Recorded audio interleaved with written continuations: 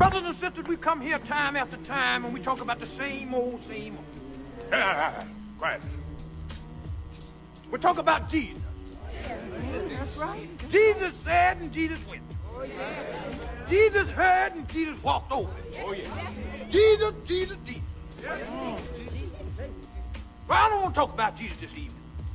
Because as the big man teaches us, it's two sides to every story. Not one, but two. A story is not one-sided. A story has a duality. There's two sides to every story. What brings to mind the phrase, necessary evil? Now, I know many of you may hear the phrase necessary evil and you say to yourself, that don't even make no sense to me. Can't be no such thing as necessary. How's evil necessary? That don't match. That's plaids and stripes, evil and necessary. You see, because without bad, there is no good. Without light, there is no dark. You need both these things. You know what I'm saying? If every day is a sunny day, well, then what's a sunny day? Well, the bottom line, brothers and sisters, what I'm trying to tell you tonight is that evil is necessary. Evil is necessary. Thereby, if it's necessary, evil must be good. Evil is good. That's what I say. It must be. Evil must be good. Let me hear y'all say it. Evil is good. That's right. Evil is good. African Americans are ecstatic because they think their votes got Reverend Raphael Warnock elected. As long as they set every political debate as black versus white, the ignorant black community will assume they have power over their own salvation in this political system. Raphael was a shoo-in simply by embarrassment ritual. U.S. Senate candidate Reverend Raphael Warnock is responding to attacks related to a dispute between he and his ex-wife in March. Tucker Carlson aired police body camera video of the incident last night on his Fox News show. It shows police respond to a call from Warnock's ex-wife, Ule Warnock. A police report says Warnock told officers he was there to pick up their children for school when they got into an argument. The report says she accused him of running over her foot with his car as she was standing next to it. Well, we spoke to Reverend Warnock today, and he says he addressed the incident when it happened, and it's resurfacing as a political tactic used by his opponent. It's sad that once again, Kelly Loeffler, who has spent this entire campaign attacking me and attacking my church, is now attacking my family. Competing politicians do not own the media. What mainstream media didn't want to get into was the 2002 child abuse charges, including him and another pastor. There are always connections with Democrats and the sexual abuse of children. The issue was over teenage camp leaders needing lawyers so they would be coached on what to say, which led for the charges to be dropped. Evil is good. That's right. Evil is good. Congrats, black community. You're supporting someone who wants to see black life die in the womb of a black woman more than Kelly Loeffler. Black women praising what the KKK been trying to do for years or centuries. You feel like you actually did something. In this so-called race war, where are all the white Republicans, you know, the ones you keep calling white supremacists and racists? Where are their voices on aborting black children? Conservatives don't even support lifestyles that agree with terminating life. Political sides out of it, the Most High's commandments is a conservative life. Your Willie Lynch, how to break an African woman indoctrination has frozen you in a dependent state, relying only on your oppressor's scraps so you can call yourself an independent woman. Evil is good. That's right. Evil is good. And these are these type of stupid arguments that they're trying to relate January 6th to what he did in 2017 protesting healthcare. He didn't mind black women killing their children in the womb, but he's protesting healthcare. From all different religions, chanting and saying at the rotunda of the U.S. Capitol today. Pastor Ebenezer Baptist Church, Martin Luther King Jr.'s church, Reverend Raphael Warnock, Moments later, during a prayer, officers moved in. Warnock and several others were taken away in handcuffs. Matthew 6:5. Do not pray to be seen by others. Do not do as the hypocrites do. He had police protection and this fake arrest for show, just like his coon predecessor, Martin Luther King, where he's praying in an Edomite temple. The Rotunda Dome above has artwork dedicated to Grecian gods and the almighty Luciferian himself, George Washington. The Most High isn't even hearing that prayer. If you look closely at what this woman is holding, it's a fasces. It stands for Roman fascism. It's been in the Capitol building I don't know how long. And you think Trump being in office is the sudden rise of Hitler's fascist regime. Don't be blind. It's always been exactly what it stands for right in front of your face. In that same room, another Democratic pastor, Emmanuel Cleaver, performed another prayer that will never be heard as well. May the Lord lift up the light of his countenance upon us and give us peace. Peace in our families, peace across this land, and dare I ask, O Lord, peace even in this chamber, now and evermore. We ask it in the name of the monotheistic God, Brahma. Brahma is the creator god in Hinduism, Lord of Speech, a false god. That this African-American Shemite pastor had the audacity to open his mouth and call the monotheistic God a God that did not usher his descendants out of Pharaoh's wrath. And God known by many names, by many different faiths. A man and a woman. Amen in Hebrew means so be it. Warnock and Cleaver are alphas, Prince Hall Freemasons, who took oaths on their knees to the Sphinx, a Hamite creation. Since Greek organizations follow Masonic protocols, a woman and a man is the gender-inclusive god Baphomet. Bobby Rush, a Democratic congressman turned pastor who many think he's an activist and a leader for social equality. 22 years ago, the country divided over a controversial, far-fetching anti-crime bill brought to Congress by former President Bill Clinton.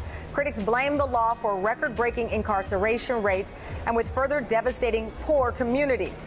Well, just last week, President Clinton, as you know, was interrupted by Black Lives Matter protesters upset about the 1994 crime law. Though the president admitted a year ago that the law jailed too many for too long while speaking at a convention for the NAACP. Congressman Bobby Rush, who voted in favor of the crime bill in 1994, he has endorsed Hillary Clinton. Congressman, thank you so much for joining us. Cameron, it's my pleasure. It always is great to talk to you. Let's put some perspective on what was happening. You were there 22 years ago.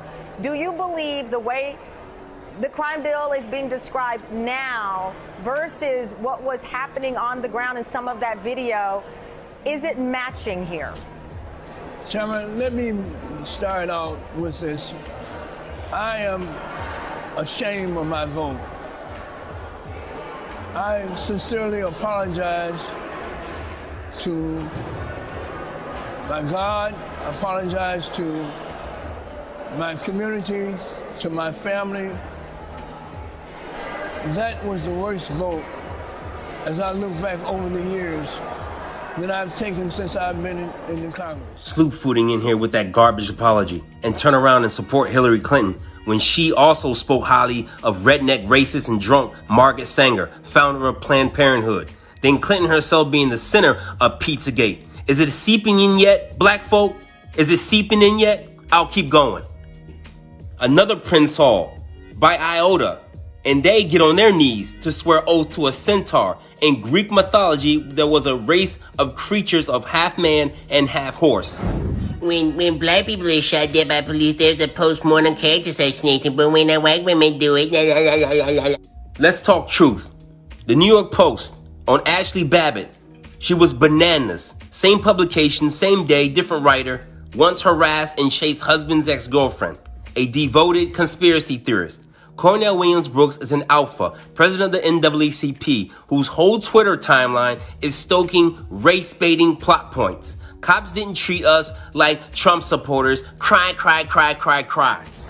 Stacey Plaskett, a Democratic rep from the Virgin Islands whose tweet went viral for posing in her office during the organized siege, is also using her platform to make idiotic race comparisons. In 2016, she went through her own embarrassment ritual, where a private videotape of the Virgin Islands delegate showed her husband naked and wearing makeup, which was posted online. The video shows a naked Buckney Small wearing makeup as Plaskett films it, according to the news reports and sources who have seen the recording. Plaskett is heard speaking to her husband in the recording. One of the couple's children makes an appearance. Plaskett said in a statement that her computer had been hacked. No one's hacking the Virgin Islands delegate in the Democratic Party.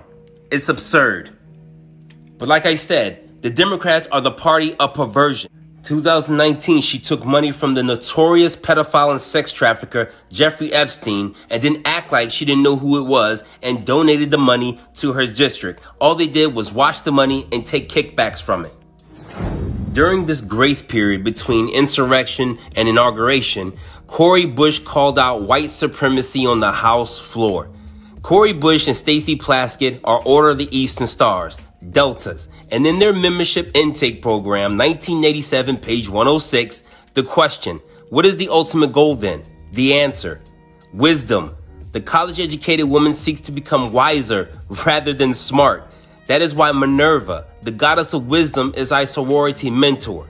So black women taking oaths to a white made-up god so they can get on the House floor and preach about white supremacy when their organization was built for white supremacy. Let me give you a biblical understanding. African Americans, the Shemites, get on their knees to take oaths to Grecian and Hamitic deities, which have no power. You understanding me? That is what we got sent into slavery for, worshiping other gods. The first commandment, thou shalt have no other gods before me. What do African Americans do in this country? Get on their knees, take blood oaths, sacrificing their relatives for Grecian and Hamitic deities like they come from there. They don't. And he's trying to convince you that they're one of these stupid spiritual deities like Ogun and Oshun. So I want to talk to y'all about what I thought about the crossing over ceremony. I'm telling you, by me seeing that crossing over ceremony, I definitely know there's some type of demonic spirit within fraternities. Like, I'm not lying. I'm not saying it's like the Illuminati or that they're worshiping the devil, because I don't know that factually for sure. But I'm saying something is not right about it. This person, when they were during the ceremony, they had masks on their face, and I guess they were starting to speak in Greek, but it sounded like they were just like chanting. They were like, and I'm thinking to myself, that's a little bit demonic. Like, I'm like, what in the world is going on here? Because personally, I was like, I could have a nightmare from this, because honest to God, true, it was so scary, and to see them like getting so worked up over something that they were pledging for. I mean, I understand the excitement of it, but the people that were online, they were shaking, like trembling. I guess maybe from the adrenaline rush. People were drooling while they were talking. It was like they had, honestly, it was like they were demonically possessed, because that's how they looked. From all the trembling, from all the shaking, from the drooling, from the way they were acting. It's like they were getting broke down. Like, you could tell that they were getting broke down. A lot of you follow this race-baiting clown because you so much want your afflictors to feel sorry for your struggle. You want so bad for your oppressors to dry your tears and accept you as one of their own. They won't. Grow up. Kyle Rittenhouse, a heathen, killed 2 people during a protest for a man who put himself at risk with professional heathens, and the proud heathens threw him a welcome home party on their heathen street and their heathen establishment. The end. Here is another biblical understanding.